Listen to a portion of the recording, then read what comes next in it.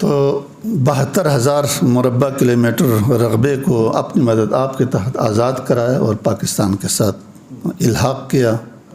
پھر 1965 کی جنگ لڑی وہاں کے لوگوں نے، پھر 1971 کی جنگ وہاں کے لوگوں نے لڑی، اور کرگل وار وہاں کے لوگوں نے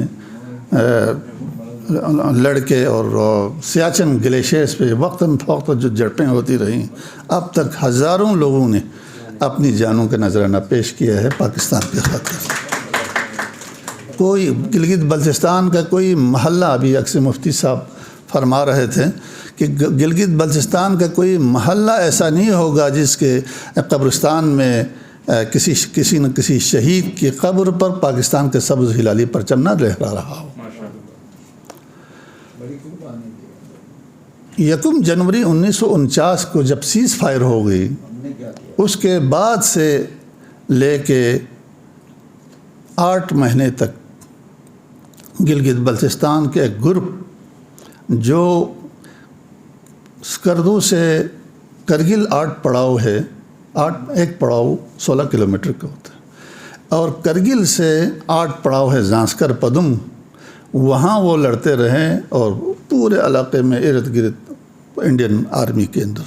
پھر UNO کی مداخلت پہ اگست 1949 میں ان کو نکالنے کے لیے جب یہاں سے باقاعدہ UNO کی طرف سے احکامات جاری ہونے کے بعد جب وفد گیا تو انہوں نے دور سے آواز دی کہ بھائی کرگل کھرول پل ہے، کھرول پل سے اس طرف پاکستان بن گیا ہے، اس طرف انڈیا بن گیا ہے، آپ گھیرے میں، ہم آپ کو لینے کے لائے۔ تو اس پدم پارٹی کے جو ہیرو تھا، اس کا جو جواب ہے وہ بھی تاریخ کا ایک اہم باب ہے۔ انہوں نے کہا تھا چاہے پوری دنیا پاکستان بن جائے یا پوری دنیا انڈیا بن جائے، لیکن جہاں ہم ہیں وہاں پاکستان کا سبز ہلالی پرچم لہراتا رہے گا۔ تو کہنے کا مقصد یہ ہے، اتنی بڑی قربانیاں دینے کے بعد اس علاقے کو آزاد کرایا، نہ صرف آزاد کرایا بلکہ 76-77 سالوں سے وہاں کے جغرافیائی اور پاکستان کے نظریاتی سرحدات کے تحفظ میں لوگ کو مصروف ہیں، قربانیاں دے رہے ہیں۔ لیکن بہت افسوس کا مقام یہ ہے کہ اس علاقے کو اب تک پاکستان کے مین اسٹریم میں لانے سے گریزاں ہیں۔ اگرچہ حق تو یہ تھا کہ ان قربانیوں کے بدلے میں ان کو زیادہ سے زیادہ مراعات، زیادہ سے زیادہ عزت و وقار دینا چاہیے تھا، لیکن ابھی تک پاکستان کے آئین میں، پاکستان کے مین اسٹریم میں، نیشنل اسمبلی میں، پارلیمنٹ میں ان کا کوئی رول نہیں ہے۔ چونکہ یہ انٹلیکچوئلس کا ایک اعلیٰ فورم ہے اور یونیورسٹی کے اسٹوڈنٹس یہاں موجود ہیں، تو ہم اس فورم پہ نہ کہیں تو کہاں کہیں؟ یہ ہمارے اشرافیہ کو سمجھانے کی ضرورت ہے، اور ہم آنے والے وقتوں میں ہماری نوجوان نسل کی آنکھوں میں جو غصہ دیکھ رہا ہے وہ بہت خطرناک اور بھیانک ہے۔ ہمارے علاقے کے ایک نوجوان شاعر ہے، میں اپنی گفتگو کو نچوڑ اس سے شعر کو سمجھتا ہوں، یہ آپ کے سامنے پیش کر کے اپنی گفتگو تمام کرتا ہوں۔ وہ کہتے ہیں، زبان پر بے وفائی کے گلے شکوے تو ہیں لیکن، زبان پر بے وفائی کے گلے شکوے تو ہیں لیکن، میں اپنے دل کے ہر گوشے میں پاکستان رکھتا ہوں۔ Thank you.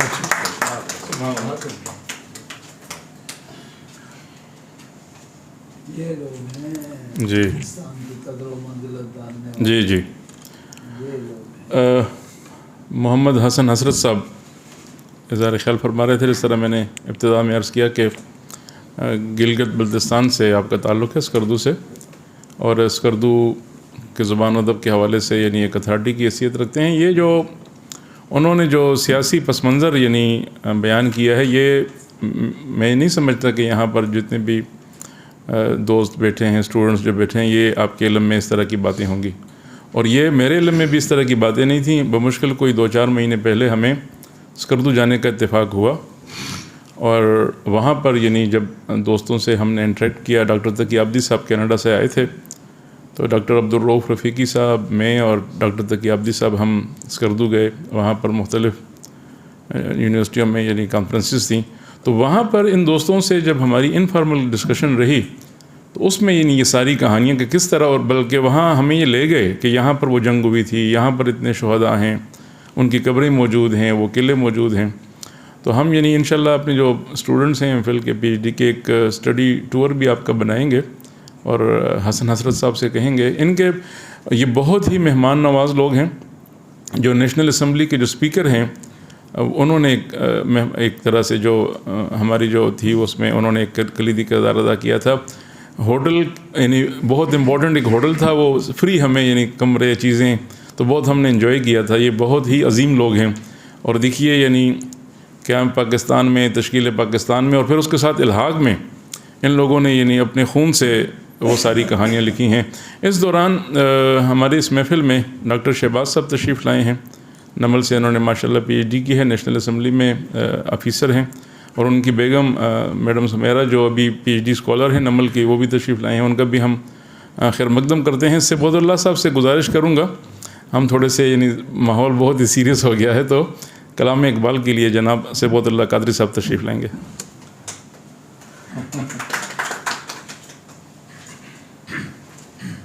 آپ باتیں مت کرو، چلی جاؤ ڈپارٹمنٹ کے باتیں کر رہے ہیں، سیریس گفتگو سنو.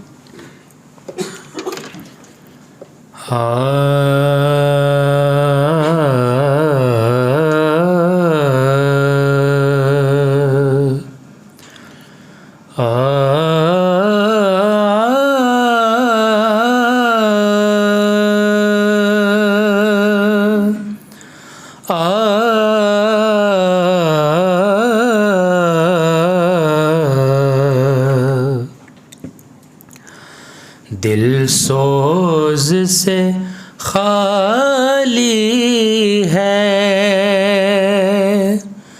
نگہ پاک نہیں ہے.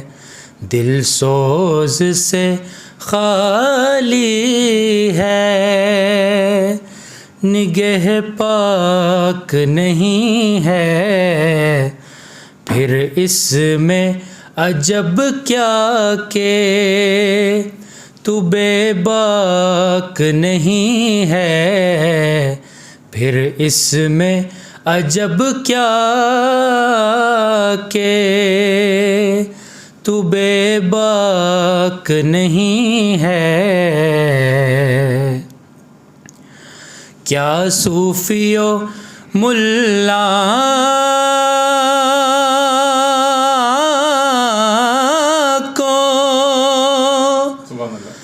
خبر میرے جنوں کی، کیا صوفیو ملا کو خبر میرے جنوں کی. ان کا سر دامن بھی ابھی چاک نہیں ہے. ان کا سر دامن بھی ابھی چاک نہیں ہے ذوق تجلی بھی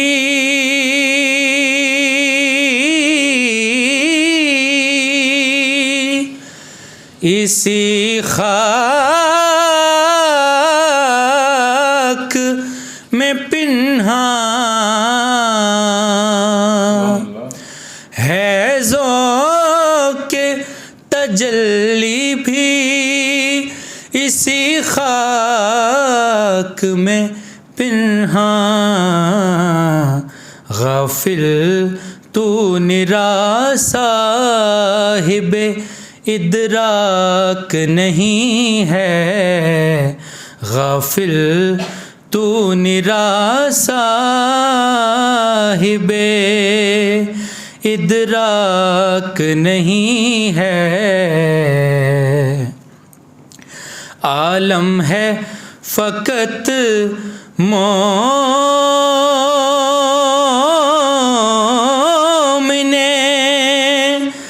جاں باز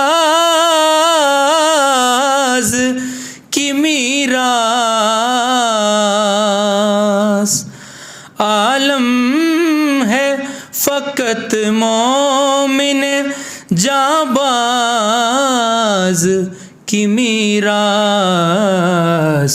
مومن نہیں جو صاحب لولاک نہیں ہے، دل سوز سے خالی ہے، نگہ پاک نہیں ہے، پھر اس میں عجب کیا کہ تو بے باک نہیں ہے۔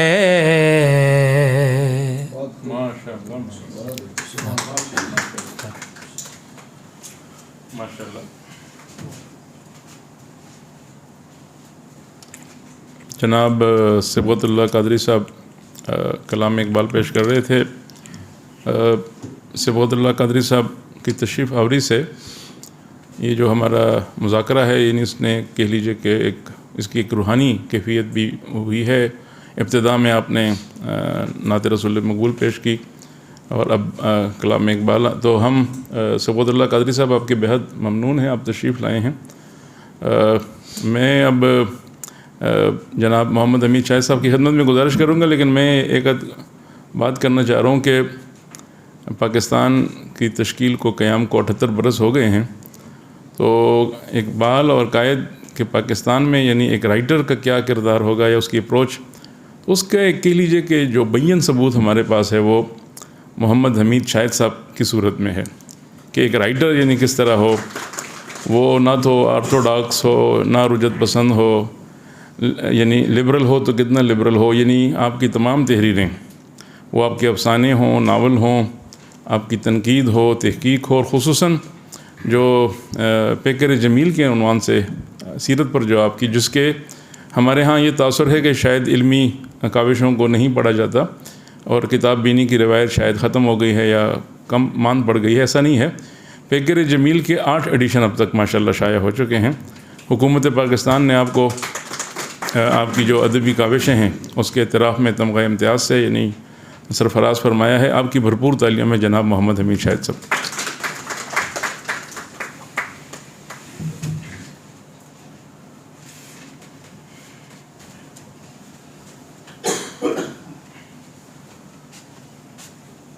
السلام علیکم۔ بہت شکریہ ڈاکٹر شیر علی صاحب اور ملک صاحب، آپ یہاں موجود ہوں تو اقبال اور قائد اعظم کے حوالے سے ہم کیا کہیں گے، اس لیے کہ وہ اتھارٹی ہیں، ہم نے انہیں پڑھ کے انہیں سن کے کچھ پڑھنا لکھنا سیکھا ہے۔ ڈاکٹر شیر علی نے اس یونیورسٹی کو ایک ادبی فورم بھی بنایا اور علمی فورم بھی بنایا۔ میں یہ سمجھتا ہوں کہ الحمد یونیورسٹی کا کوئی اگر چہرہ ہے جو ہمارے پورے علمی ادبی حلقوں میں ہے تو ڈاکٹر شیر علی کے حوالے سے ہے، تو ان کا شکریہ کہ اب دیکھیے پورے آپ نے کہیں نہیں سنا ہوگا کہ ابھی قائد اعظم اور اقبال کے حوالے سے بات ہو رہی ہو، لیکن یہاں ہو رہی ہے۔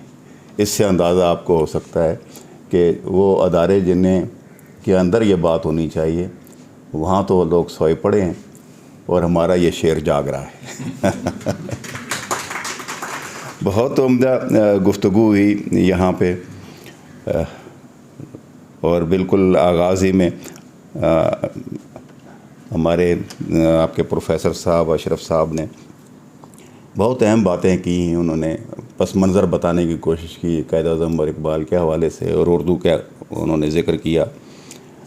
پھر راشد حمید صاحب نے بطور خاص، میں یہ سمجھتا ہوں کہ اقبال پہ ان کا بڑا کام ہے، اور ظاہر ہے جب بھی یہ بات کرتے ہیں ہم ان سے کچھ نہ کچھ سیکھتے ہیں۔ محمد حسن حسرت صاحب بہت شکریہ آپ کا، بہت ساری باتیں ہمیں نہیں پتہ ہوتی ہیں اور ہم ان کے قریب نہیں پہنچتے، لیکن آپ نے جس طرح گفتگو کی ہے، جس طرح بات کی ہے، وہ بات سمجھ آنے والی ہے۔ کاش یہ حکمرانوں کو بھی اس طرح ہی سمجھ آ جائے جس طرح آپ نے بات کی ہے، اور ہمارا سلام پہنچے ان شہیدوں کو جن کا آپ نے ذکر کیا، جو آپ کہہ رہے ہیں کہ ہر قبر کے اوپر پاکستان کا پرچم لگا ہوا ہے۔ کاش یہ پرچم ہمارے دلوں پہ بھی لگا ہو۔ بات ہو رہی ہے اقبال اور قائد اعظم کے حوالے سے، اور پاکستان وہ کیسا چاہتے تھے۔ اس پہ بہت بات ہو سکتی ہے. میں نے ایک پیپر لکھا لیکن میں یہ سمجھتا ہوں کہ بات چونکہ کچھ اور انداز سے ہو رہی ہے تو وہی باتیں میں کرنا چاہوں گا. سوال یہ ہے کہ یہ تو طے ہو گیا کہ اقبال جو پہلے کہہ رہے تھے کہ سارے جہاں سے اچھا ہندوستان ہمارا، وہ ایک وقت آیا تھا کہ انہوں نے کہا کہ نہیں، اب ہمیں مسلمانوں کو ایک الگ قوم کی حیثیت سے متعارف کرانا ہے اور ان کو نکالنا ہے. اور اس کا سبب کیا تھا؟ اس کا سبب یہ دیکھیے کہ مسلمان یہاں حکمران رہے انگریز کے آنے سے پہلے. 1857 کے بعد صورتحال جو بنی وہ یہ تھی کہ مسلمان بالکل ہی پس منظر میں چلا گیا تھا، اور ہندو جو پہلے بھی غلام تھے ان کا تو کوئی مسئلہ نہیں تھا. وہ ایک غلامی سے نکلے تھے، انگریزوں کی غلامی سے، اور وہ مسلمانوں کی غلامی سے نکلے تھے، وہ انگریزوں کی غلامی میں آ گئے. وہ غلام تھے، غلام رہے، لیکن مسلمانوں کے ہاں ایک احساس پیدا ہوا کہ ہم پہلی دفعہ غلام ہو رہے ہیں انگریزوں کے. نتیجہ یہ ہے کہ انہوں نے انگریزوں کے ساتھ کسی بھی مرحلے پہ ان کے قریب آنے سے گریز کیا. آپ دیکھیں ان کے سرکاری اداروں میں یہ نہیں جا رہے تھے، تعلیمی اداروں میں یہ نہیں جا رہے تھے، یہ انگریزی پڑھنے کی طرف راغب نہیں تھے. نتیجہ کیا ہوا کہ یہ پسماندہ سے پسماندہ ہوتے چلے گئے. تو یہ جو صورتحال تھی اس میں ایسا تھا کہ اقبال نے محسوس کیا، ایک وقت آیا کہ اگر یہی صورتحال رہی، جس کے بارے میں آپ دیکھیں تو بہت ساری جگہوں پہ لکھا ہوا ہے کہ مسلمان یا تو نظر آتے تھے کہ وہ کلرک تھے یا وہ بالکل ہی رہے ہوتے، اور اس میں ایک طبقہ تھا علماء کا، وہ کہہ رہا تھا، فتوے دے رہا تھا کہ انگریزی کو نہیں پڑھنا چاہیے. دوسرا سر سید احمد خان تھے، وہ ایک خاص طبقے کے اندر وہ انگریزی کی طرف وہ لے کے تو آ رہے تھے لیکن وہ عوامی سطح پہ اس طرح وہ بات پہنچ نہیں پا رہی تھی. تو ایسی صورتحال میں اقبال اگر یہ تصور لے کے آئے تھے کہ ایک دو قومی نظریے کا ان کے سامنے جو آیا، تو وہ بنیادی طور پہ اس صورتحال کو جو وہ موجود تھی جس میں مسلمان پڑا ہوا تھا، اس سے انہیں نکالنے کے لیے انہوں نے اس نظریے کو پیش کیا کہ اب اس بنیاد کے اوپر انہیں اکٹھا کیا جا سکتا ہے مسلمانوں کو. اب یہ بالکل سمجھنا چاہیے کہ حکمت عملی تھی یہ ساری، اور اس کا سبب یہ ہے کہ اسے بالعموم ہم بات کر دیتے ہیں کہ جناب ان کا حسین احمد مدنی کے ساتھ جتنی بھی گفتگو ہیں وہ آپ ساری دیکھ لیں گے. اس وقت ملت کا اور قوم کا یہ بیچ میں بحث ایک شروع ہو گئی تھی، لیکن ایک سوال بھی ہوا تھا، اور وہ سوال یہ تھا کہ جب ان سے پوچھا گیا کہ جی وہ علاقے جہاں پہ ممالک وہ جن میں مسلمان اکثریت میں ہوں تو کیا وہاں بھی یہ دو قومی نظریے کا سوال ہوگا؟ تو انہوں نے ایک بات فرمائی تھی، انہوں نے کہا کہ نہیں، اس لیے کہ وہاں جا کے دونوں چیزیں ایک آہنگ میں آ جاتی ہیں، دونوں مساوی ہو جاتی ہیں کہ جو مسلم ہیں وہ بھی چونکہ اس اسٹیٹ میں زیادہ ہوں گے، اکثریت میں ہوں گے، تو انہی کی نظر سے ہی نظریہ سازی ہوگی. یاد رہے کہ جس وقت مغربی جمہوریت، اب دیکھیں اس سے پہلے شہنشاہت تھی، مسلمان جب تھے، انگریز آئے تو نئے علوم آنے شروع ہو گئے، نئے علوم آئے، نیا ایک سیٹ اپ بھی آیا پورے سلطنتوں کو بنانے کا ان کا. پھر جب سامنے جب آیا سوال یہ آیا کہ جب جمہوریت آ جائے گی، مغربی جمہوریت یہاں پہ، اور ووٹ کے ذریعے آنا ہے تو اکثریت نے ہی اوپر حکمران آنا ہے، تو اگر آزادی ہوتی ہے تو ایسا ہوگا کہ ہم پھر ہندوؤں کے غلام ہو جائیں گے. تو ایسی صورت میں یہ نظریہ جو ہے بنیادی طور پہ وہ لاج کیا گیا کہ جہاں مسلمانوں کی اکثریت ہے تو وہاں ان کی ریاست ہے، ان کی بنے. تو لہٰذا، اور اس کا سبب کیا ہے یہ بھی ذہن میں رہے کہ اقبال کہہ رہے تھے کہ تاکہ ایک ان کا مرکز محسوس ان کے پاس موجود ہو اور وہ اپنی تہذیب کے مطابق اپنی زندگی گزار سکے، یعنی ثقافت کو، اس کے مذہب کو، ان کے کلچر کو، ان ساری چیزوں کو محفوظ رکھنا یہ بنیادی شرط ہے. ابھی جب بات ہو رہی تھی، دیکھیں قائد اعظم کے نام جو خطوط ہیں ان میں اگر آپ ان خطوط کا مطالعہ کرو بہت اہم ہے، اس لیے کہ یہ ابھی بات کر رہے تھے میں جب راشد امیر، تو میرے ذہن ادھر جا رہا تھا، ایک صفدر محمود صاحب کا ایک مضمون تھا، جب انہوں نے بات کی کہ جناب اقبال گئے تھے اور انہوں نے قائد اعظم کو مجبور کیا کہ وہ یہاں آ کے مسلمانوں کی قیادت کریں، لیکن صفدر محمود نے اپنے ایک کالم میں لکھا تھا کہ ایسا نہیں تھا، بلکہ یہ بعد میں اقبال کی طرف قائد اعظم جو ہے وہ اقبال جو ہے وہ ان کی طرف متوجہ ہوئی ہے.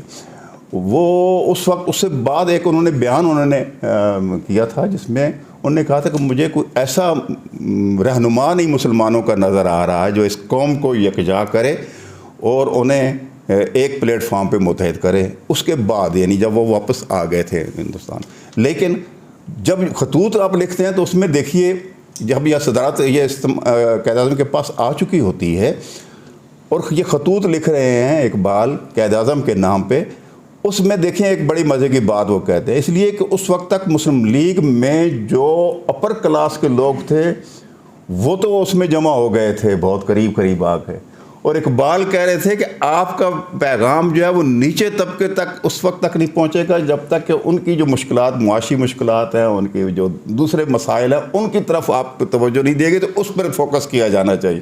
یعنی اقبال اسے پوری طرح ایک بھرپور پارٹی بنانے کے لیے مسلم لیگ کو اس کی طرف وہ ان کو متوجہ کر رہے تھے. اب یہ چیزیں اگر ہمارے ذہن میں ہیں اور قائد اعظم جو ہیں وہ اس چیزوں کو تسلیم کرتے ہیں کہ میری ذہن سازی میں اقبال کا بڑا حصہ ہے, اور انہوں نے مجھے پورا ایک تصور جو پاکستان کا ہے انہوں نے اسے دیا. جس طرح اردو کی بات آپ ہو رہی ہے, یعنی ان کو بول نہیں سکتے تھے خود, لیکن وہ اردو کی حمایت کر رہے تھے. تو یہ تو ہو گیا اس کا پس منظر جس میں.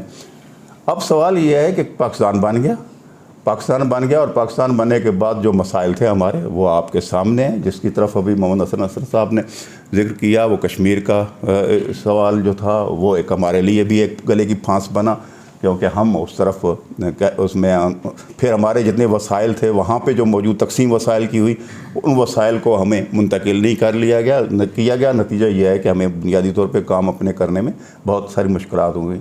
پھر تیسرا یہ ہمارا سب سے بڑا مسئلہ یہ ہوا کہ ہماری لیڈرشپ جو تھی وہ یک کے بعد دیگرے لیاقت علی خان تک آتے آپ دیکھیں کہ صاف ہو گئی, اور اس کے بعد ہمارے پاس جو لوگ آئے انہیں وہ قومی سطح کے رہنما نہیں تھے. میں یہ سمجھتا ہوں کہ شاید وہ قبضہ گیر تھے. میں انہیں قبضہ گیر کہوں گا اس لیے کہ اب اس کے بعد صورتحال یہ دیکھتے ہیں کہ انہوں نے جو انہیں کام کرنا چاہیے تھا, قائد اعظم نے تو کہا تھا فوج کے حوالے سے, انہوں نے بڑی واضح طور پہ یہ کہا تھا کہ ان کا کام جو ہے وہ سرحدوں کی حفاظت ہے اور وہاں تک رہیں گے.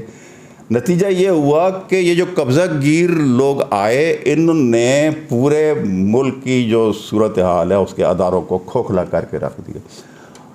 آپ کی وہ بیوروکریسی جو اس سے پہلے اس ملک کو بہتر کر رہی تھی اسے انہوں نے کرپٹ کر دیا.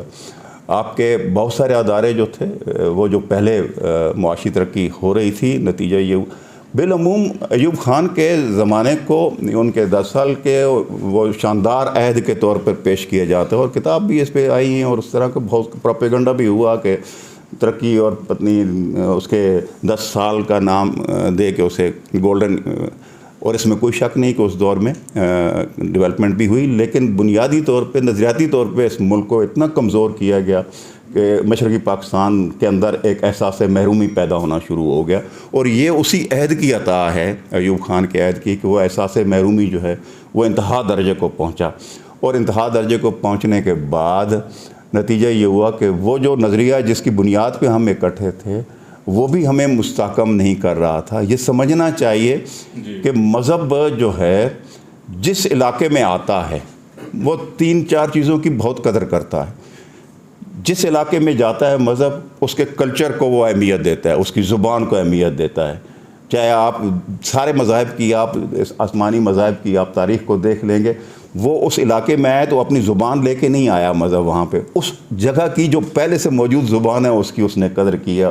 اس نے انہی لباسوں کی قدر کی ہے جو ان کے وہاں تھے, ان کے جو ان کے جتنے بھی ان کی آپ کہہ لیں رواج تھے, ریتیں تھیں, ان کی وہ انہوں نے قدر کی ہے, سوائے اس کے کہ جہاں پہ آپ یہ سمجھتے ہیں کہ ان کی جو نسوح ہیں ان کے انگینسٹ کوئی بات نہ ہو رہی ہو. اس لیے آپ دیکھیں کعبہ ان کے مرکز میں تھا, لوگ اس کی وہاں پہ بھی جاتے تھے, اسے بھی انہوں نے مرکز ہی رہنے دیا اور اس میں سے صرف بت نکال دیے. تو اس طرح ہی ہے کہ مذہب سب سے پہلے جو کرتا ہے کہ آپ کی زبان کی کرتا ہے, آپ کے کلچر کی کرتا ہے, اور اس طرح چیزوں کو اور مستحکم کرتا ہے, ان کی قدر. اور پھر تیسرا یہ کہ مذہب یہ کہتا ہے کہ جب آپ بھوکے ہوں گے تو آپ کو حرام کھانے کی بھی اجازت ہے. تو بھوک جو ہے وہ کہتا ہے کہ اس کو یہ عام آدمی کی فلاح جو ہے اس کی طرف آپ کو توجہ دینی ہے. تو اس کی طرف توجہ اقبال بھی دے رہے تھے اس وقت, اور اسی طرف قائد اعظم بھی توجہ دے رہے تھے، لیکن ہوا یہ ہے کہ ہمارے سارے عرصے میں یہ تو نظر آتا رہا کہ جو ملک ہے اس کے اندر عام آدمی کی زندگی جو ہے وہ بڑی مشکل ہوتی رہی۔ 3-4 چیزیں ہیں، میں ان کی طرف توجہ دلانا چاہتے ہیں۔ کرنے والا کام کیا ہے؟ ایک تو یہ ہے کہ آئین اور پارلیمان کی بالادستی کو تسلیم کرنا، یہ بنیادی شرط ہے۔ پہلی شرط میں یہ کہوں گا، اور یہ قائد اعظم نے کہا ہوا، آپ دیکھیں گے پیچھے بار بار وہ قائد اعظم کہتا ہے کہ جو آپ، اور بڑی اچھی مثالیں تھیں انہوں نے۔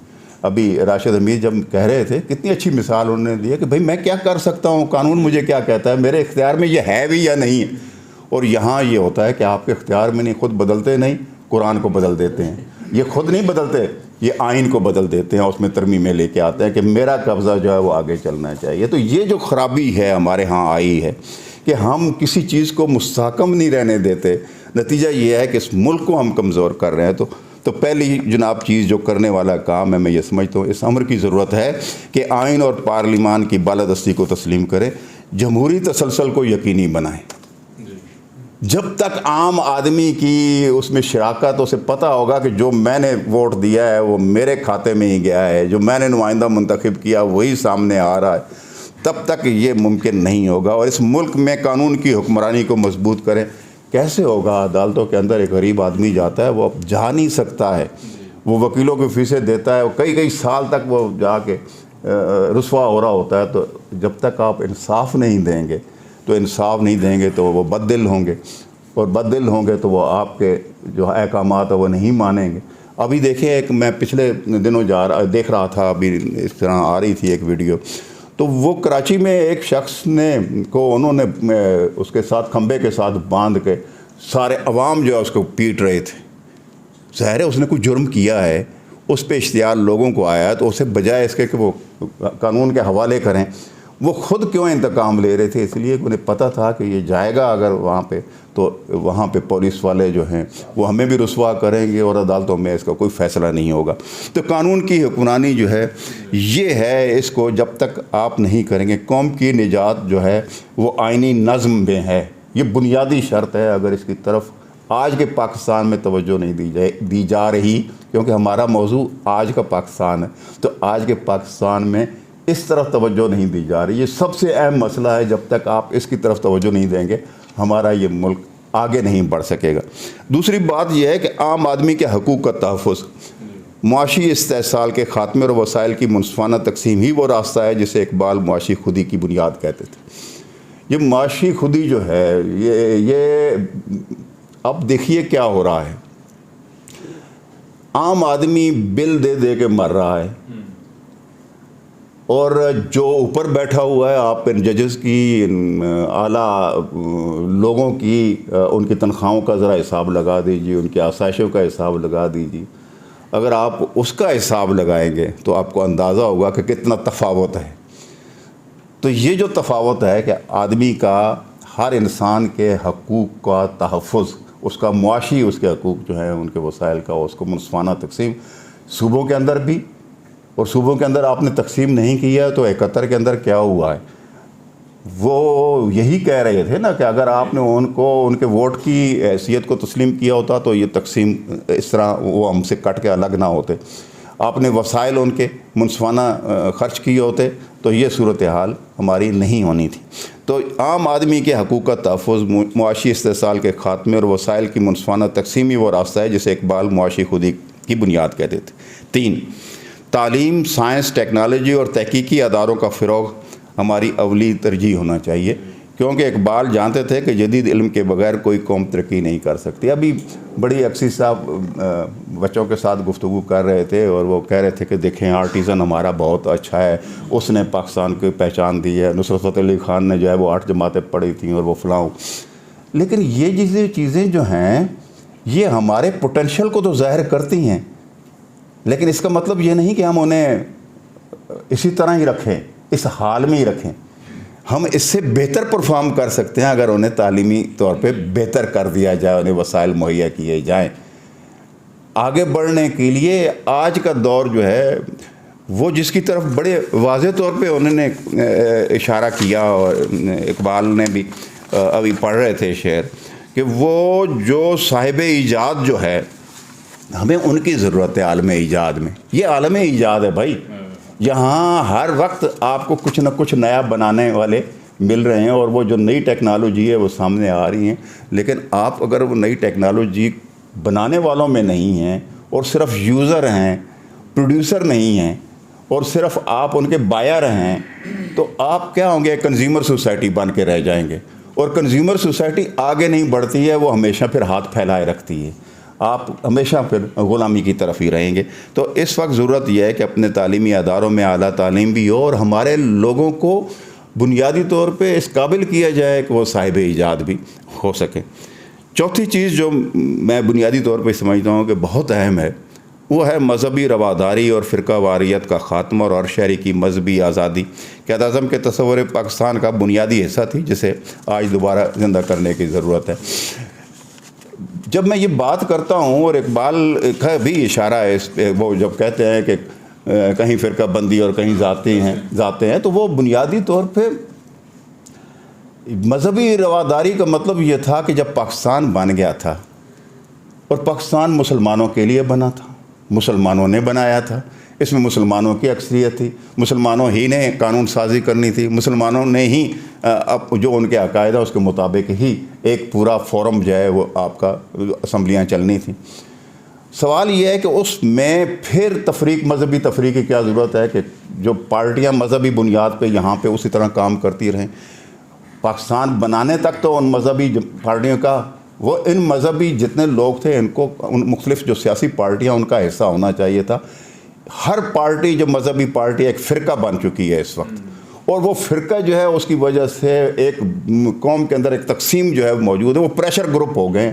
پریشر گروپ ہونے کی وجہ سے آپ یہ دیکھ رہے ہیں کہ وہ جو چاہتے ہیں وہ فیصلہ کرانا چاہتے ہیں. تو سب سے پہلے بنیادی یہ ہونا چاہیے تھا کہ ایسی سیاسی پارٹیاں یہاں پہ نہیں رہیں, اس لیے کہ اب مسلمانوں کی ایک ہی پارٹی ہے اور وہ پاکستانی ہیں, اور وہ پاکستانی ہو کے انہیں اس قوم کے لیے کام کرنا چاہیے. تو اس سے سب سے زیادہ بچنے کی ضرورت. اور آخر میں یہ کہتا ہوں کہ آخر میں خارجہ پالیسی جسے ہم اقبال کی خودداری اور جناح کی ذہانت کے امتزاج سے مستحکم کر سکتے ہیں, تاکہ پاکستان کسی بلاک کا محتاج نہ رہے, بلکہ عزت, امن اور باوقار سفارتکاری کے ساتھ دنیا میں اپنا مقام پیدا کرے. ہم ایسا نہ ہو کہ ہم اپنے وسائل لے کے ٹرے میں رکھ کے کسی کو پیش کر رہے ہوں, بلکہ ہمیں خودداری کے ساتھ ان کے ساتھ معاملات کرنے چاہیے اور اپنی بنیادوں پہ کرنے چاہیے. جب تک ہم ایسا نہیں کریں گے, ہم پاکستان کو قائد اعظم محمد علی جناح کا اور اقبال کا پاکستان نہیں بنائیں گے. بہت شکریہ جی.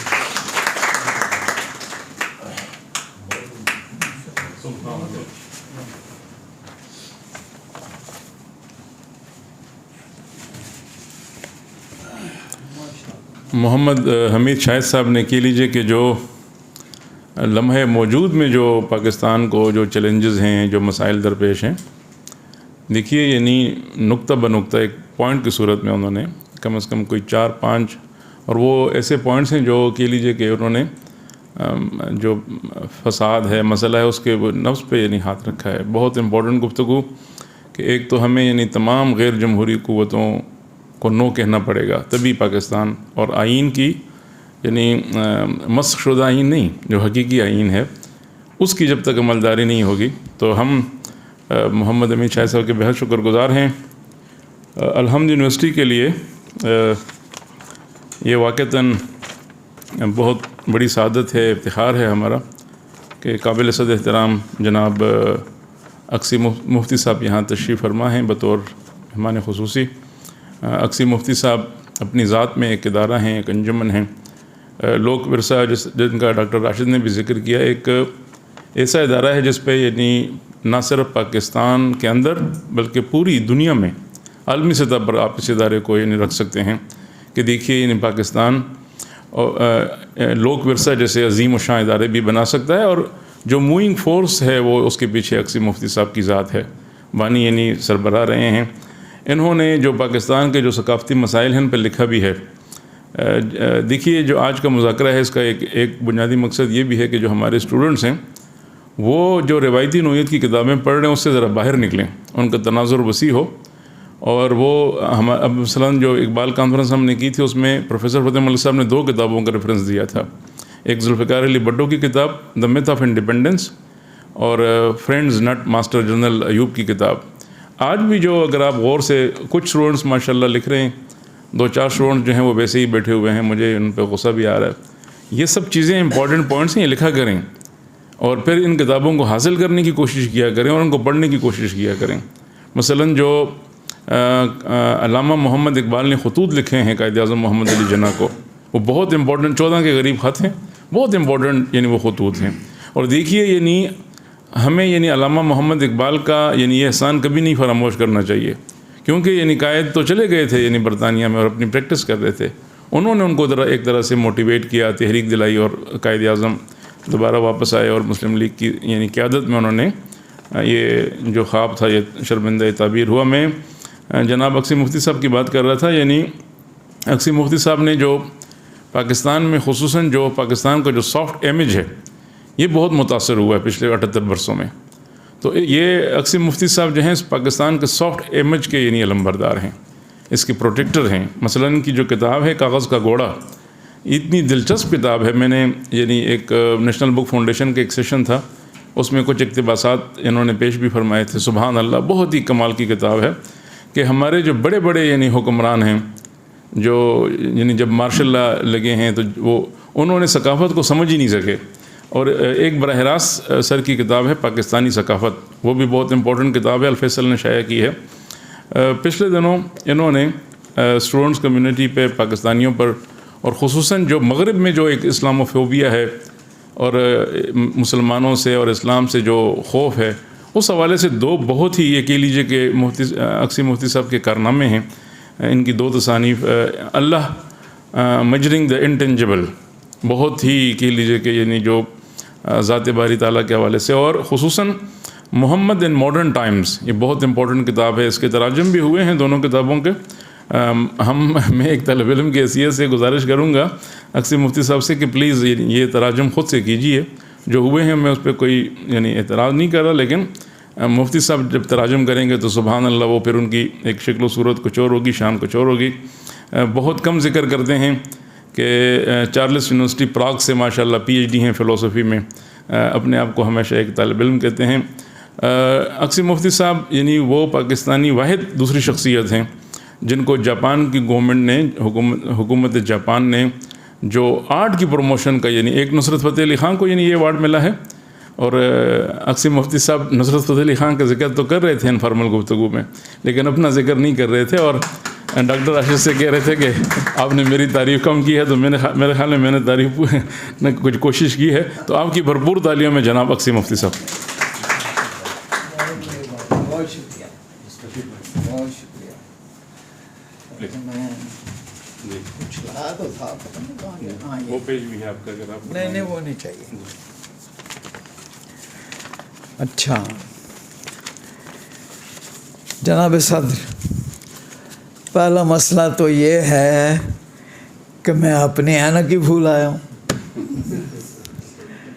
تو بھلا ہوا جو گھگری پھوٹی, پنیاں بھرن سے چھوٹی. اب میں جو مرضی کہوں, پڑھ تو میں سکتا نہیں. حمید شہاد صاحب جو ہیں ان کا میں بڑا ایڈمائرر ہوں, تو انہوں نے تو کمال ہی کر دیا. آج انہوں نے تو پورا مینیو کارڈ آپ کے سامنے رکھ دیا, 1 2 3 4 5 6 بناؤ پاکستان. لیکن سر عرض یہ ہے کہ میں NDU میں جاتا ہوں, نیشنل ڈیفنس یونیورسٹی, میں نسٹ میں جاتا ہوں, میں فارن آفس میں جاتا ہوں.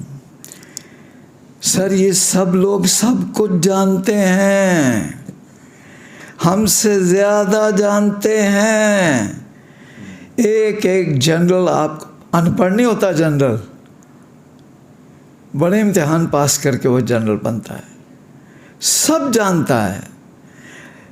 جب سیاستدان بھی سب جانتے ہیں, لیکن جب کرنے کو آتے ہیں تو بالکل برعکس کرتے ہیں. اصل مسئلہ یہ ہے. یہ مینیو کارڈ تو علامہ بھی دے گئے, قائد بھی دے گئے, بنا کیا؟ اصل مسئلہ یہ ہے کہ جو افراد ہیں نا، جو فرد ہیں نا، وہ بگڑ چکے ہیں. ان کا نفس جو ہے وہ ڈسٹارٹیڈ ہے، وہ اپنے مفاد پہ چلتے ہیں. وہ پہلے جو باتیں کر رہے تھے نا قبضہ گروپ کی، وہ زیادہ درست باتیں تھیں. تو عرض یہ ہے،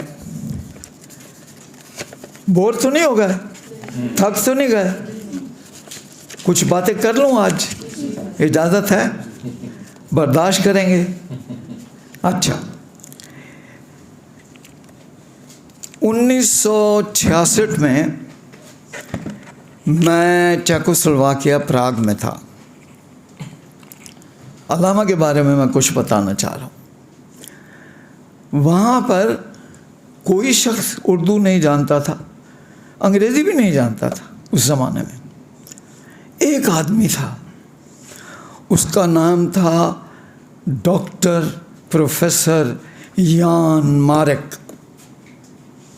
اورینٹلسٹ تھا، اور وہ وہاں کے اورینٹل انسٹیٹیوٹ کا سربراہ تھا. دیوانہ تھا وہ علامہ اقبال کا، پاگل تھا. اس نے اس زمانے میں، امیجن آپ پیدا نہیں ہوئے تھے، آپ میں سے ایک بھی بندہ پیدا نہیں ہوا تھا. I am talking of 1967. اس زمانے میں انہوں نے علامہ اقبال کی شاعری کا چیک میں ترجمہ کیا. صرف یہ نہیں کیا، آپ کو پتہ ہے کہ پراگ جو ہے وہ دنیا کے حسین ترین شہروں، پیرس کچھ بھی نہیں اس کے سامنے. میں دونوں شہروں میں گیا ہوں. وجہ، آپ اگر پراگ جائیں، چاروں طرف مجسمے ہیں، حسین اسکلپچر کا شہر ہے، خوبصورت. آپ کارلووی برج پہ چلیں، دونوں طرف مجسمے ہیں، قداور. نیشنل تھیٹر مجسمے ہیں، لوگوں کے گھروں کے باہر مجسمے ہیں.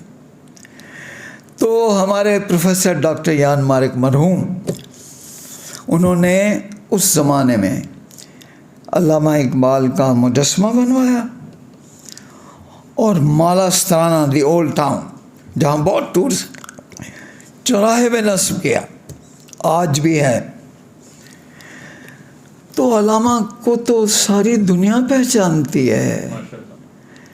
علامہ چھوٹے قد کے، وہ تو بہت قداور شخصیت ہیں، ان کے بڑے پرستار ہیں، بلکہ ہم ان کی اتنی قدر نہیں جانتے جتنے ایرانی جانتے. میں ابھی ایران میں تھا، 1 مہینہ میں ایران میں رہا ہوں، ایک شہر پیدل گھوم کے آیا ہوں. پاگل ہیں لوگ وہاں کے. علامہ اقبال کا ذکر وہ بڑے احترام سے کرتے ہیں. ہم لوگ بھول چکے ہیں. اچھا چھوڑیے سر،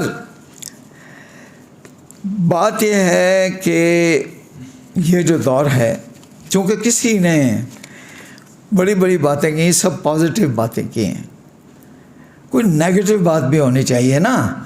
یہ تو کرٹیسزم کا دور ہے. یہ دور ہے جس کو کہتے ہیں کریٹیکل تھنکنگ. میری عرض سمجھیں آپ؟ اور یہ کریٹیکل تھنکنگ آج کا فیشن ہے، اور یہ فیشن خاص طور پہ پروفیسر حضرات میں ہے، ڈاکٹر حضرات میں ہے، بڑے بڑے ادیبوں میں ہے، جو بڑی بڑی محفلوں میں احباب کے جو احباب ہیں ان میں بیٹھ کر اور بڑی کریٹیکل باتیں کرتے ہیں اور توجہ حاصل کرتے ہیں.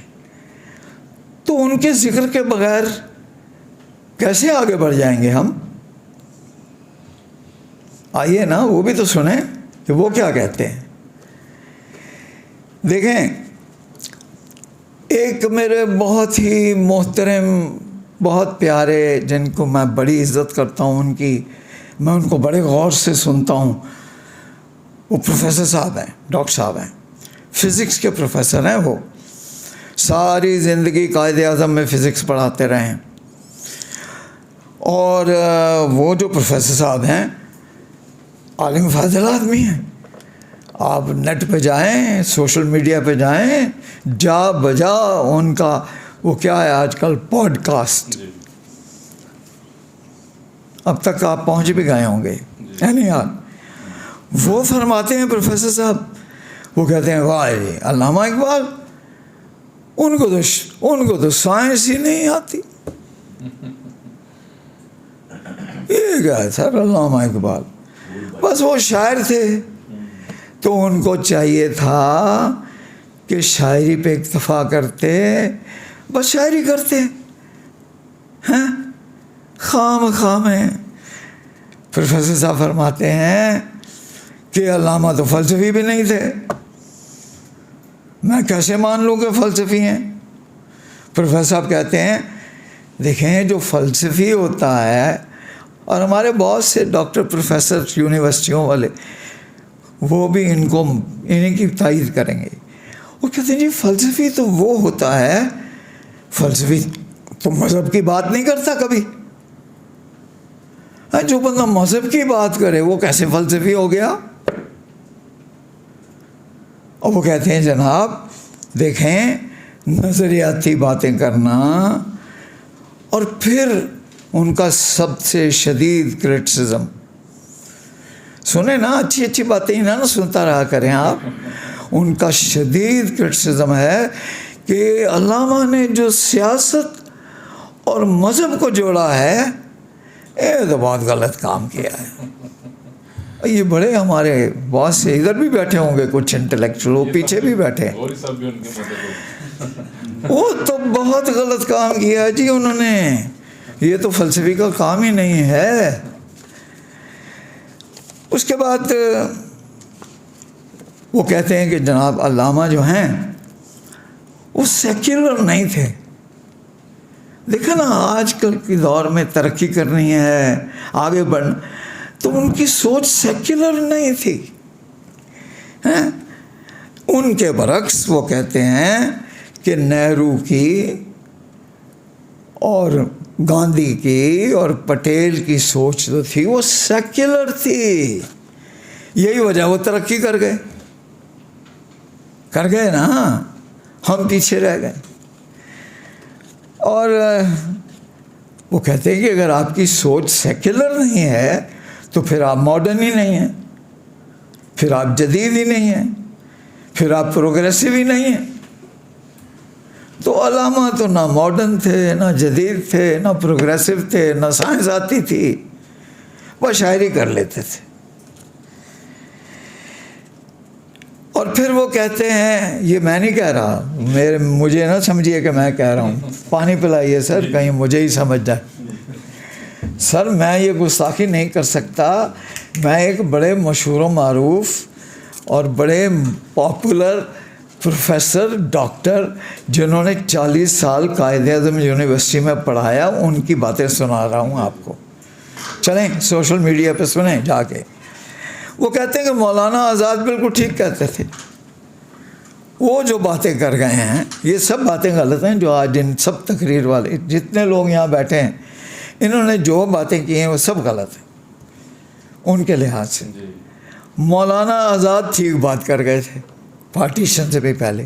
دیکھا نا جو کچھ وہ پاکستان کے بارے میں کہہ گئے, ہو رہا ہے نا, وہی ہو رہا ہے نا, ایسے ہی ہو رہا ہے نا. تو وہ ٹھیک تھے, اور علامہ اقبال تو بالکل. اس کے بعد وہ کہتے ہیں حالانکہ ہر چند کہ یہ جو پروفیسر صاحب جن کا میں ذکر کر رہا ہوں, میرے خیال میں ان کا نام بھی اب بتا ہی دوں. ویسے ہمیں پتہ چل گیا تو میں پھر بھی بتا دیتا ہوں, مجھے کوئی خوف نہیں, میں بہت عزت کرتا ہوں, میں ان کی ہر بات بڑے غور سے سنتا ہوں, سیکھتا ہوں. ان کا نام ہے پروفیسر پرویز ہود بھائی. اچھا, ہر چند کے وہ ان کا شاعری کا خانہ خالی ہے. علامہ کا ہوگا سائنس کا خالی ہو, لیکن پروفیسر صاحب کا شاعری کا خانہ بالکل خالی ہے. اس کے باوجود प्रोफेसर साहब अपनी बात बनवाने के लिए चंद एक चीदा अल्लामा के शेर उन्होंने याद कर रखे हैं। मसलन एक शेर जो बहुत दोहराते हैं, वो कहते हैं आज़ादी अफ़कार है इब्लीस की ईजाद। तो कहते हैं ये हैं अल्लामा। अब अर्ज़ ये है, अब कुछ मैं भी कहूँ, ठीक, मैं ये बातें इसलिए कर रहा हूँ कि इन हजरात ने किसी ने ये बातें नहीं करनी, तो मुझे इजाज़त दीजिए कि जो क्रिटिक हैं हमारे पाकिस्तान के क्रिटिक हैं, हमारे अंदर हैं, ये हल्का अहबाब रौज़क़ में बैठे हुए हैं, ये अदबी महफ़िलों में बैठे हुए हैं, ये लाहौर में बैठे हुए हैं, ये प्रोफेसर हैं, ये पढ़े लिखे लोग हैं, ये उनका पॉइंट ऑफ व्यू है जो फैल रहा है। हमारे नौजवान ये बातें सुन रहे हैं। अब सवाल ये पैदा होता है कि आखिर अल्लामा इकबाल क्या थे? ये सवाल तो पूछे ना, क्या थे वो फ़लसफ़ी थे, वो सूफ़ी थे, वो शायर तो थे, वो क्या थे? सोशियोलॉजिस्ट थे, वो नफ्सियात के माहिर थे, वो इस्लामिस्ट थे, वो जहादी थे, वो विजनरी थे, वो थे क्या? वो इज्तिहादी थे। वो रिकंस्ट्रक्शन ऑफ रिलीजियस थॉट लिख गए।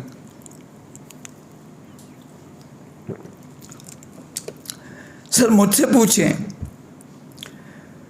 तो वो सब कुछ थे ये, और मुझसे पूछें तो वो इनमें से कुछ भी नहीं थे।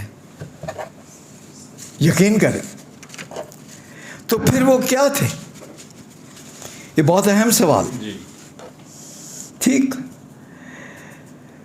मैं समझता हूँ, मेरी बड़ी नाक़िस राय, मैं समझता हूँ कि अल्लामा Iqbal was the voice of Prophet Muhammad, peace be upon him. चूँकि इंतहाई मुश्किल दौर में जब उम्मा घिरी हुई थी मुश्किलात में, बहुत बुरे दिन थे हम पर, तो अल्लामा जो थे वो उम्मीद की आवाज़ थे। वो रसूल का पैगाम दे रहे थे। He was the messenger of the prophet. That is what he was. जिस तरह मेरा ये मानना है कि जिस तरह मोहम्मद सल्लल्लाहु अलैहि वसल्लम अल्लाह के पैगंबर हैं, अल्लामा इकबाल मोहम्मद के पैगंबर हैं। और ज़ाहिर है कि उनका जो पैगाम है वो फ़लसफ़ा नहीं है ना, वो सूफियाना नहीं है, उनका पैगाम सूफियाना नहीं है, खाली पीली फ़लसफ़ा नहीं है, उनका पैगाम प्रैग्मेटिक है, प्रैक्टिकल है। उनका वो उम्मीद दिलाता है, उम्मा को उम्मीद दिलाने के लिए आए थे, मोहम्मद का पैगाम देने आए थे, और उम्मत को मंजिल की निशानदही करने आए थे।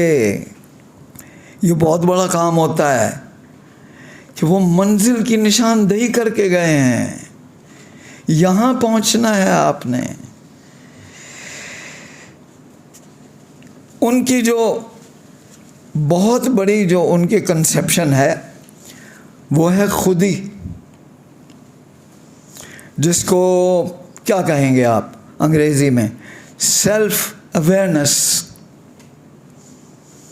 खुदी, जो समझी गई और नहीं भी समझी गई। ये जो खुदी का पैगाम है अल्लामा इकबाल का, ये सिर्फ अफराद के लिए नहीं है, ये कौमों के लिए भी है। Self awareness.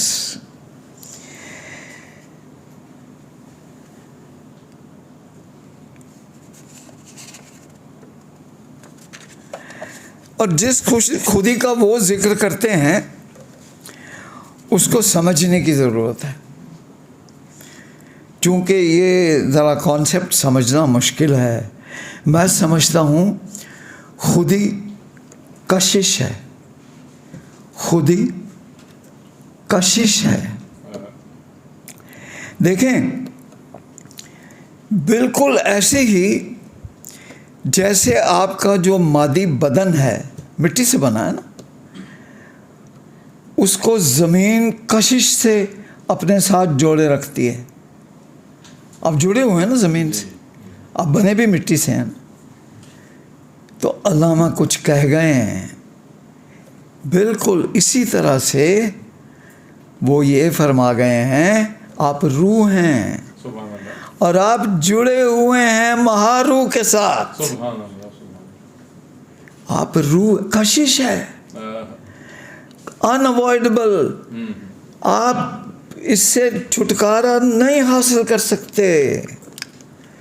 تو ویسٹ کا مقولہ ہے dust thou art to dust returnest، ہے نا؟ ہر چیز جو ہوتی ہے وہ اپنے اوریجن کی طرف جاتی ہے، اپنے اصل کی طرف انت ہوتا ہے اس کا۔ تو آپ کے بدن کا انت کیا ہے؟ مٹی۔ dust thou art to dust returnest، لیکن مولانا اس میں یقین نہیں رکھتا۔ مولانا کا ہے، مولانا کہتے ہیں soul thou art to soul returnest۔ کشش ہے، کشش ہے، کھینچے گی زندگی میں آپ کو، ہر وقت تنکا مارے گی، کہاں جاؤ گے؟ کوئی بچت نہیں ہے۔ جس طرح زمین سے جڑے ہو اسی طرح ادھر بھی جڑے ہو۔ تو خودی کے درجات ہیں، خودی زمین سے لے کے آپ کے سیلف سے لے کے اس عظیم سیلف تک خودی ہے، اس کے درجات ہیں، اس کے مرحلے ہیں۔ وہ بلند ترین مرحلہ جو ہے وہ اس کا ذکر کر کے گئے ہیں، وہ کہہ گئے ہیں خودی کو کر بلند اتنا، کہہ گئے ہیں نا کہ بھگوان ایشور اللہ خود آپ سے پوچھے اور یار دس تیری مرضی کی ہے، بتاؤ کیا چاہتے ہو، یہ خودی ہے۔ تو مولانا کی جو خودی ہے، جو ان کی سیلف اویئرنیس ہے، وہ منزل کا تعین کرتی ہے۔ آپ کی منزل مٹی نہیں ہے۔ آپ کو پتہ ہے کہ 2500 سال پہلے جو دنیا کا قدیم ترین مذہب آیا تھا، سب مذہب ایک ہیں، ایک تو بھول جائیں کہ مذہب فرق ہیں۔ قدیم ترین جو دنیا کا مذہب آیا تھا وہ ایک صحیفہ تھا، اس کا نام تھا رگ وید، جو ہندوؤں کی بنیادی کتاب ہے، اور ہم نے دیے، ہم نے ان کو دی ہے، نام بھی ہم نے دیا ہے، انڈیا ہے، ہند، سندھ سے لیا انہوں نے۔ چھوڑ دیں، وہ تو ایک دن پتہ چلے گا کہ وہ مرہون منت ہیں ہمارے۔ تو وہ رگ وید جو ہے اس کا کمال یہ تھا، 2500 سال اس نے ایک کانسیپٹ دیا تھا، آتما۔ وہ کہہ رہی تھی آپ آتما ہو اور آپ کی منزل مہا آتما ہے۔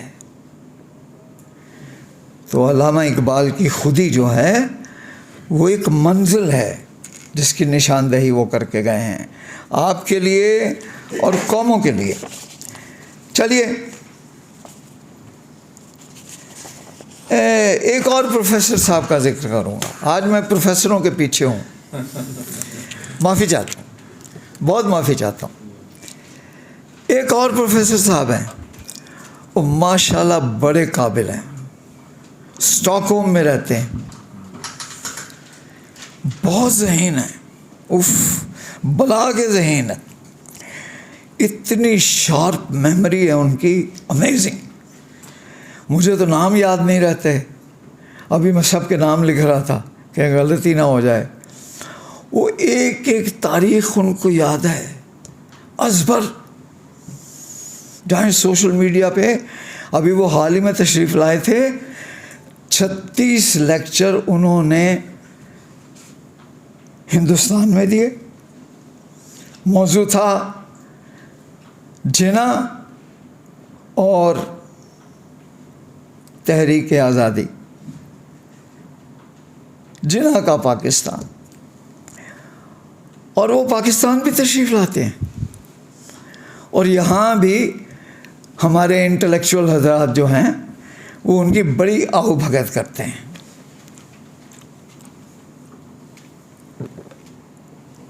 اچھا وہ کیا کہتے ہیں یہ بھی تو سنیں نا.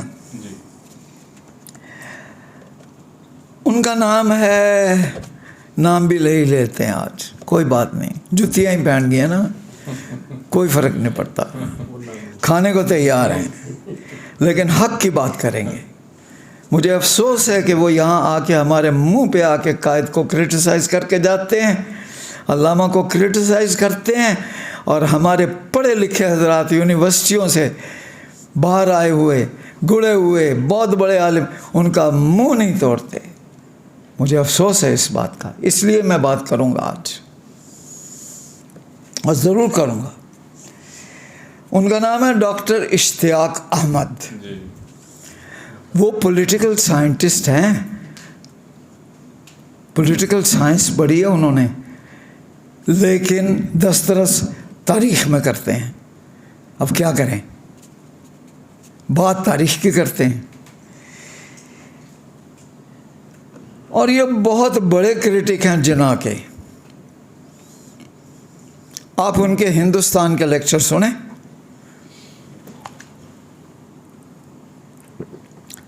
اور یہاں کے بھی سن لیں. ہمارے منہ پہ بدتعریفی کرتے ہیں، مذاق اڑاتے ہیں.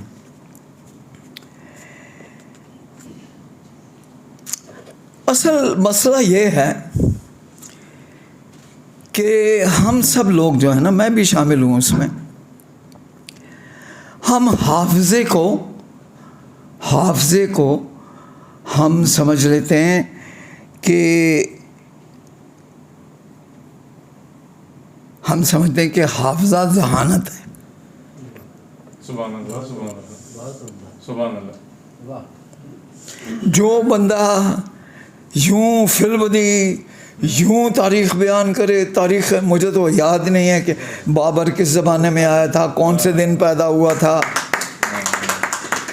ہماری بدقسمتی یہ ہے کہ ہم حافظے کو ذہانت سمجھتے ہیں اور امپریس ہو جاتے ہیں. پڑھے لکھے لوگ امپریس ہو جاتے ہیں. اور یہ جو پروفیسر صاحب ہیں ان کا تو حافظہ میں کہتا ہوں جی کمال، امیزنگ. اب مسئلہ ایک اور ہے. مسئلہ یہ ہے کہ we live in an age of information. یہ جو ایج ہے جس میں ہم رہتے ہیں، یہ دور ہے انفارمیشن کا. تو ہم بڑے امپریس ہوتے ہیں جس کے پاس انفارمیشن ہو. ابھی ایک بندہ اٹھ کے سارا گوگل اس نے پڑھا ہو اور وہ آپ کو بتا دے کہ جناب یہ ہے تو اس سے یوں ہوتا ہے کہ فلانا دیسی گھی نہ استعمال کریں تو فلاں چیز کریں تو پھر آپ کو کینسر ہو جائے گا، سلور کا، تو آپ یوں کر کے دیکھیں گے کہ یار بڑا قابل آدمی ہے. وہ خاک قابل نہیں ہے، اس کو قابلیت نہیں کہتے. سبحان اللہ. یہ جو ماڈرن ایج ہے، please note, this is neither the age of intelligence nor the age of wisdom. سبحان اللہ، سبحان اللہ.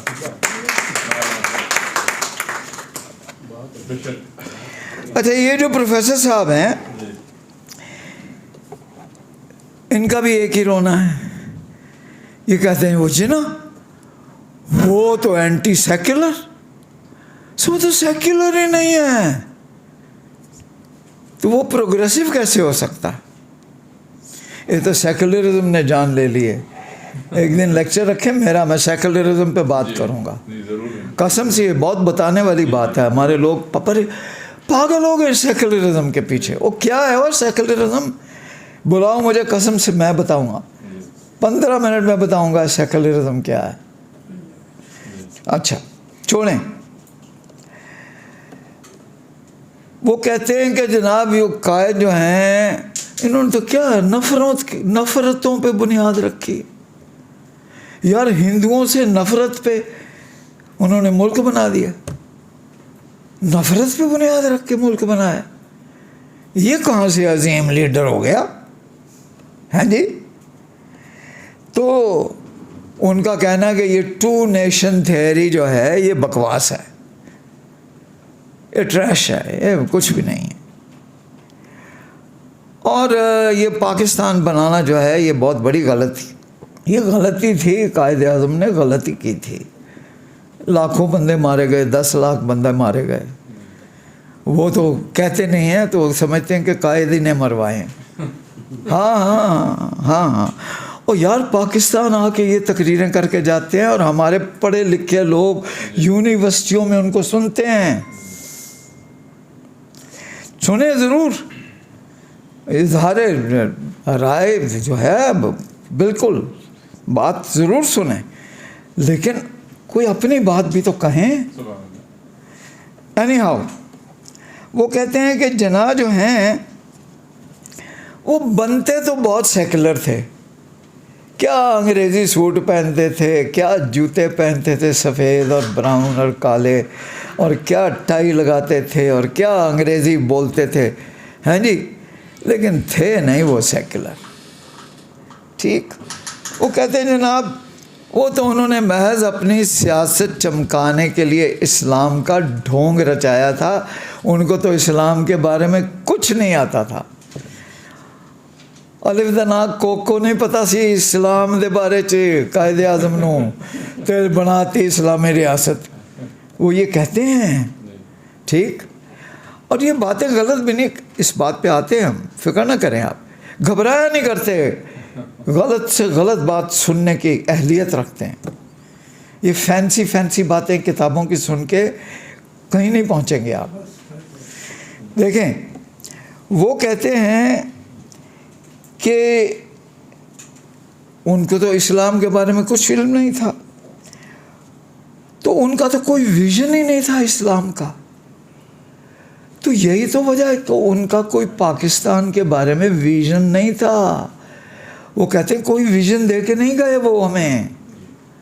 بس وہ کہتے تھے پارٹیشن کر دو، ہندوستان کو توڑ دو. بس یہ ان کا نصب العین تھا. ہندوستان توڑوا دیا انہوں نے، پارٹیشن کر دو. لیکن نہ تو اسلام کے بارے میں جانتے، نہ وہ سیکولر تھے، نہ وہ جمہوری تھے. یہ پروفیسر اشتیاق احمد فرماتے ہیں، میں اپنے منہ سے کوئی الفاظ نہیں کہہ رہا. وہ کہتے ہیں کہ یہ جو آپ نے اپنی کانسٹیٹیوشن میں لکھا ہے سوورنٹی بلانگز ٹو گاڈ، یہ تو بالکل بیکار ہے. اس کو تو کاٹیں، ختم کریں اسے. یہ تو ماڈرن پروگریسو سیکولر اسٹیٹ، یہ ختم کریں آپ. سوورنٹی بلانگز ٹو گاڈ، یہ تو مبہم سی بات ہے.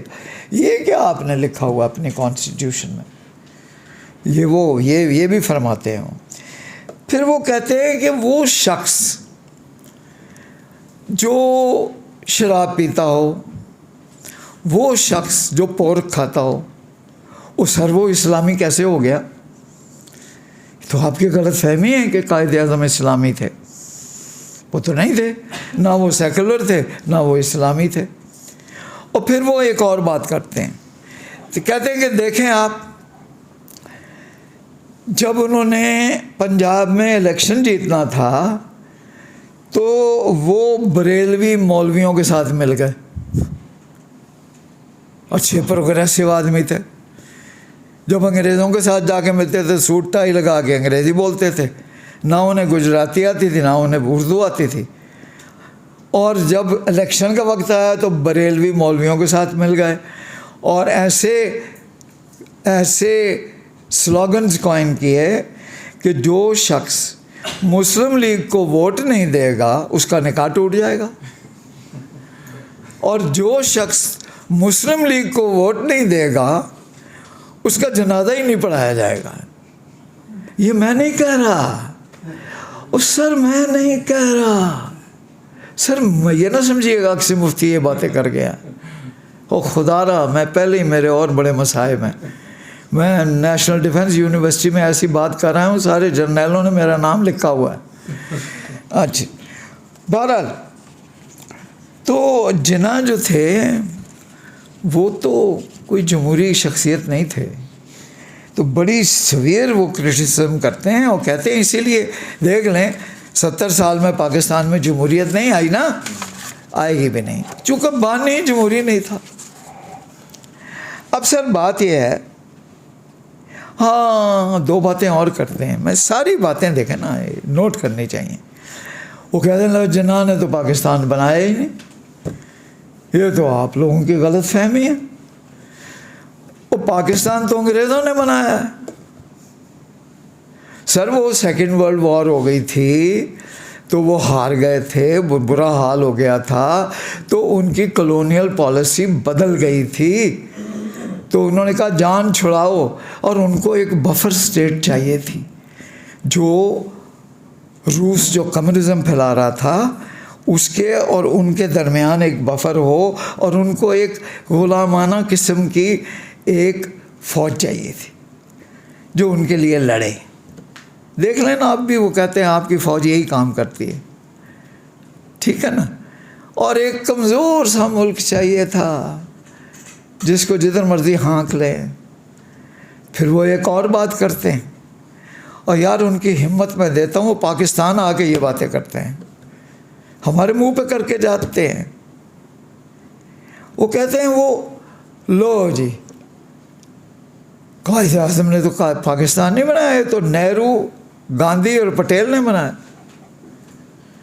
उन्होंने कहा यार ये कायद जो है ये तो हमारे लिए he is a pain in the neck, ये तो हर वक्त हमारी हर बात की रोक टोक करते हैं, ये तो हमें खुल के काम ही नहीं करने देते, तो अलहदा कर दो यार, जाने जानो इनको, परे करो, जाने दो, दे दो इनको एक टर्न कोटेड, एक मौत ईटन, एक कमज़ोर, एक नामुमकिन सा, एक फजूल सा, एक बहुत गरीबाना, इनको एक मुल्क दे दो 2 हिस्सों में बटा हुआ, तो ये जो मुल्क है बाजी वाइंड हो गया, ओके, ये जो मुल्क है ये तो 6 महीने नहीं चलेगा।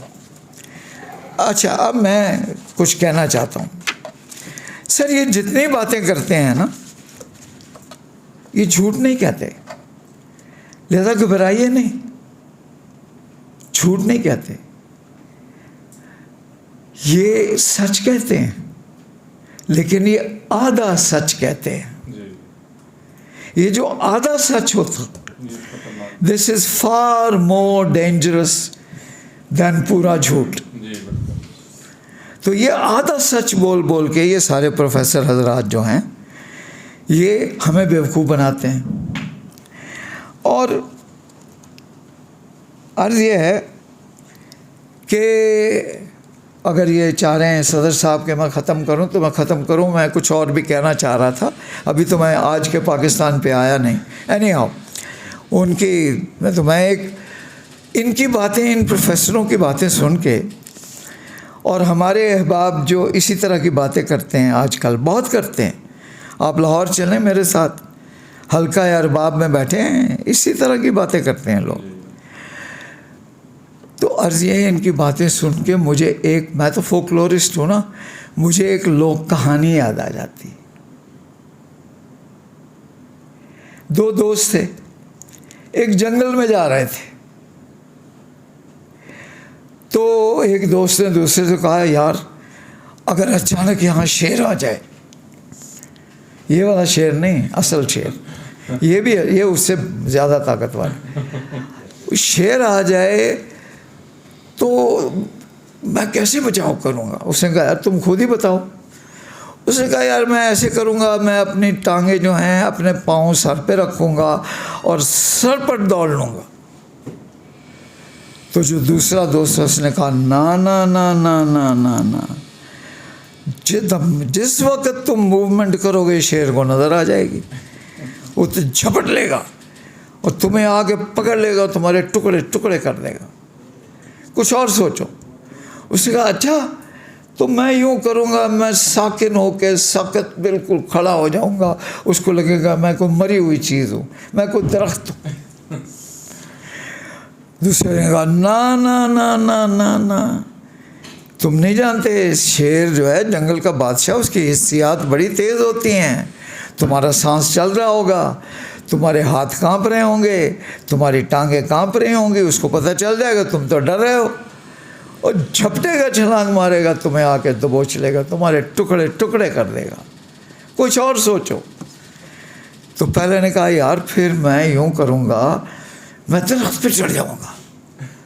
اس نے کہا نا نا نا نا نا نا، تمہارا ریئیکشن ٹائم ہی بڑا سلو ہے. شیر تو بہت آپ کو بڑا چست ہوتا ہے، آپ ابھی چڑھ رہے ہو، آپ کی ٹانگ کھینچے گا، نیچے لا کے ٹکڑے ٹکڑے کر دے گا. اس پہ جو پہلا دوست تھا بڑا پریشان ہو. اتنا کرٹیسزم، اللہ پروردگار ہر بات پہ. اس نے کہا یار میرے دوست میں نے پہلے ایک گل دس، اور تم میرے نال آئیں کہ تو شیر نال آئیں. تو یہ جو پروفیسر حضرات باتیں کرتے ہیں، اور چلو یار اس کا جواب میں جواب بھی لکھ کے لایا تھا، لیکن چھوڑیں آپ جواب نہ دو، اتنی تو بات سمجھ جاؤ. اس طرح تو ان سے پوچھو کہ بلا آپ شیر کے ساتھ ہیں کہ جنا کے ساتھ ہیں. بہت مہربانی.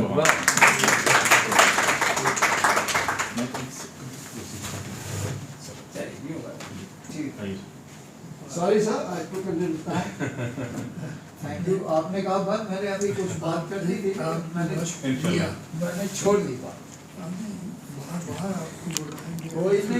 اسٹوڈنٹس جناب اقسی مفتی صاحب بہت ہی کہہ لیجیے کہ ایک منفرد انداز میں، اور جو ایک معمول کی گفتگو ہوتی ہے اس سے ہٹ کے، اور ہم یعنی سر کی خدمت میں دوبارہ بھی گزارش کریں گے انشاءاللہ یہ جو ہمارے ہاں جو سو کالڈ سیکولرزم ہے اس پہ، اور جو ہمارے جو واقعتاً یہ انہوں نے بڑی اہم بات کی کہ جو یونیورسٹیوں میں جس طرح انہوں نے دو اسکالرس کا ذکر کیا، پروفیسر ڈاکٹر رہود بھائی کا اور پروفیسر ڈاکٹر اشتیاق احمد کا، تو یہ واقعتاً یعنی یہاں پر یعنی آ کے ہمارے اداروں میں یہ اور بہت اہم بات جو کی اقسی مفتی صاحب نے کہ وہ یعنی پورا جھوٹ نہیں بول رہے ہوتے، یعنی اس میں سچ کی ملاوٹ کر کے اس کو اتنا بھیانک کر دیتے ہیں کہ ہمارے جو معصوم نوجوان ہیں، دیکھیے اس نوعیت کے جو مذاکرے ہیں ان کا بنیادی مقصد تو اسٹوڈنٹس کو گائیڈ کرنا ہے. تو گائیڈنس تبھی آ سکے گی جب اس طرح کے اکابرین بات کریں گے. تو ہم واقعتاً بے حد شکر گزار ہیں اقسی مفتی صاحب کے، کیونکہ ان کے وسیلے سے یہاں پر اس کانفرنس روم میں تشریف فرما تمام اسٹوڈنٹس اور خصوصاً جو یعنی ہمیں دیکھ رہے ہیں لائیو، ان کی ایک رہنمائی ہوئی ہے. اب میں نہایت احترام کے ساتھ اس مذاکرے کے صدر گرامی قدر قابل صد احترام جناب پروفیسر فتح ملک صاحب کی خدمت میں گزارش کروں گا.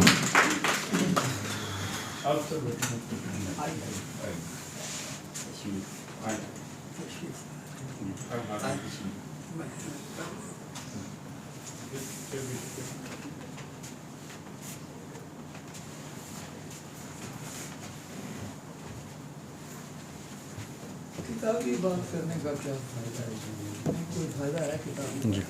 جی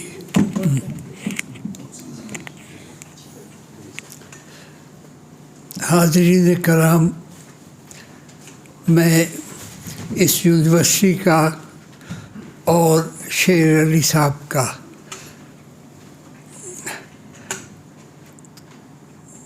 الفاظ ڈھونڈ رہا ہوں کہ کس طرح شکریہ ادا کروں. اور آج کی اس تقریب کا شکریہ خاص طور پہ اس لیے واجب ہے ہم سب پہ، اور جہاں جہاں یہ خبر جائے گی کہ آج ہم ایک ایسے پاکستان میں سانس لے رہے ہیں جو اقبال اور قائد اعظم کا پاکستان نہیں ہے. تو ایسے میں اس طرح کی تقریبات کا انعقاد بہت ضروری ہے.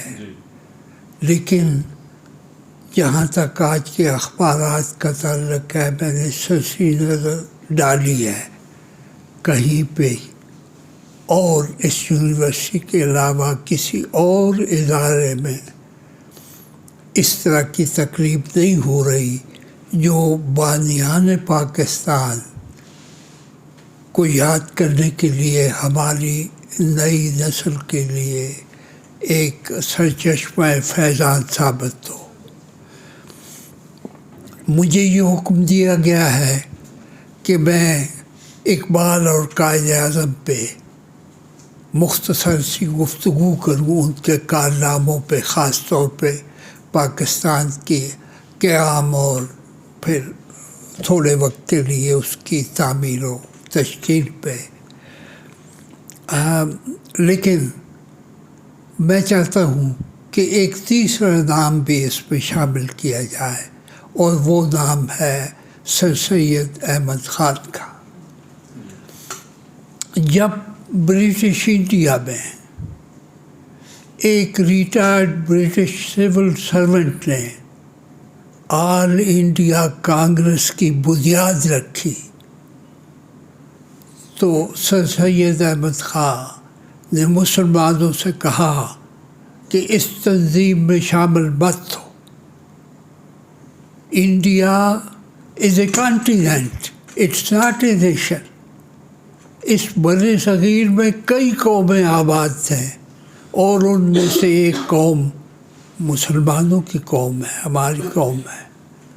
تو یہ ساری جو تنظیم ہے آل انڈیا کانگریس، یہ ایک غلط تصور پہ قائم کی گئی ہے کہ انڈیا ایک ملک نہیں بلکہ ایک بر عظیم ہے جس میں کئی قومیں آباد ہیں، اور ان میں سے ایک قوم کا نام مسلمان قوم ہے۔ مسلمان قوم کو اس سے دور رہنا چاہیے۔ تو یہ تھا وہ لمحہ کہ جب ایک مرد آزاد نے کھل کر انگریز حکومت کی مخالفت کی، ان کی جو دور رس پالیسی تھی ان کے نقطہ نظر سے اسے رد کر دیا، اور مسلمانوں کو یہ کہا کہ تم ایک الگ قوم کے فرد ہو، اس لیے تمہیں اس قوم کی خیر و برکت کی روشنی تلاش کرنی چاہیے اور آل انڈیا کانگریس سے دور رہنا چاہیے۔ پھر آتا ہے اقبال کا زمانہ۔ تو 1930 میں انہوں نے جو تصور دیا تھا اس کے آخری پیراگراف میں بھی نام تو نہیں لیا گیا، لیکن سر سید احمد خان بول رہے ہیں۔ انہوں نے کہا، ختم ہوتا ہے اقبال کا وہ جو خطبہ، وہ اس بات پہ کہ پاکستان کا نام نہیں ہے، لیکن یہ ہے کہ ہندوستان کے مسلمان ہندوستان کی بہت سی قوموں میں سے ایک قوم سے منسلک ہے۔ اس لیے یہ تصور کرنا کہ بر صغیر آزاد ہوگا تو ایک بر صغیر ہوگا، ایسا نہیں ہوگا۔ مسلمان قوم، باقی ماندہ قومیں جو مرضیاں کریں، لیکن مسلمان قوم اپنی اکثریت کے علاقوں میں الگ وطن اپنا اسے برباد نہیں ہونے دیں گے، اسے آباد کریں گے اور نیا ملک بنائیں گے جو مسلمانوں کا ملک ہوگا۔ اب یہ بات ہے، آپ سب کو پتہ ہے، میں کبھی کبھی بھول جاتا ہوں بڑھاپے کی وجہ سے، کہ یہ 1930 میں آیا تھا خطبہ۔ تو 10 سال کیوں انتظار کرتے رہے اللہ کے بندے؟ بھئی 1930 سے 40 تک کچھ نہیں ہوا، تو کب وہ خبردار ہوئے؟ 1933 میں جو الیکشن ہوئے، اس میں جہاں جہاں इंडियन नेशनल कांग्रेस की हुकूमत हुई, वहाँ वंदे मातरम का तराना भी हुआ। वहाँ सब कुछ हिंदुआना जो रसूमात हैं वो स्कूलों में राज कर देंगे, स्कूलों तक में राज कर देंगे। और तब मुसलमानों को ये एहसास हुआ कि एक बार तो ठीक कहते थे। तो उसके बाद फिर ये सोच जो है वो आगे बढ़ी और सोच ने अमल की वादी में अपना एजाज दिखाया और बहुत जल्द लोग इकट्ठे हो गए तहरीक पाकिस्तान की सूरत कायद आज़म की क़यादत में। फिर कायद आज़म ने जब लाहौर के इजलास में तहरीक का आगाज़ किया और ऐलान किया कि हम अलग पाकिस्तान का लफ्ज़ तो नहीं है, अलग मुसलमान कौमियत की बुनियाद पे अपनी अक्सरियत के इलाक़ों में एक नया मुल्क बनाएंगे। तो उस वक्त भी यही हुआ कि लोगों ने चूँकि देख लिया था कि कांग्रेस का राज कैसा होगा, वंदे मातरम वाला, बुतों की परस्तश वाला, ये सबक बच्चों को प्राइमरी से लेके तो मैट्रिक तक पढ़ाया जाता रहेगा ये तराने। तो हमने अगर मुसलमान रहना है तो इकबाल ने जो कहा था उस पे गौर करें, खुतबा अलाहाबाद पे।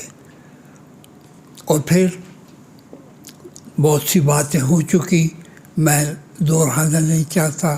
यहाँ मेरे बहुत से अहबाब ने वो सारे वाक़यात बताए हैं जो बहुत ही अहमियत रखते हैं तहरीक पाकिस्तान में और फिर क़याम पाकिस्तान के सिलसिले में। तो वहाँ से लेकर अगर हम आज तक आ जाए तो हमारा ज़वाल यहाँ आ पहुँचा है कि आज किसी और यूनिवर्सिटी में तो तसव्वुर पाकिस्तान, तहरीक पाकिस्तान की बात नहीं हो रही। अखबारात मैंने देखे हैं उनमें भी कोई बात नहीं है उस तरह की। तो गोया आज हम कायद आज़म की बजाय सालार आज़म के पाकिस्तान में सांस ले रहे हैं। तो मुझे तो अभी चंद सांस की मोहलत ही अल्लाह देगा ज़्यादा से ज़्यादा। ये जो मेरी बेटियाँ बैठी हैं, ये बच्चे बैठे हैं, इनकी बहुत बड़ी ज़िम्मेदारी है। हमारे गुनाहों का बोझ इनके सर पे आ गया। अब इन्होंने सालार आज़म के पाकिस्तान को कायद आज़म का पाकिस्तान बनाना। तो इससे ज़्यादा मेरे पास तो कहने को कुछ नहीं, जो कहना था कह दिया। और शेर अली जो है, अली का शेर, इसका शुक्रिया बार बार अदा करता हूँ, आज भी अदा करते। रुखसत होता आप।